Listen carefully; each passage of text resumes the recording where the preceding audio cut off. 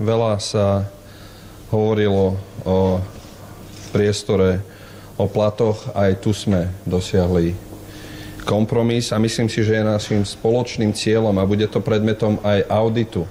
A ten systém je nastavený tak, že je tam jasne nastavená výška úväzku, pretože tá výška úväzku, ľudovo povedané, znamená, koľko času lekár je pri lôžku. A našim cieľom a predmetom tohto kompromisu je, aby sa tieto úväzky navyšovali a tí, ktorí dosiahnu mieru úväzku a teda budú pri lôžku pacienta, tak tým bude garantovaná mzda zo strany štátu. Tí, ktorí túto výšku úväzku nedosiahnu, tak počas budúceho roka bude pre nich platiť ten konsolidačný zákon. To znamená tých 6,4.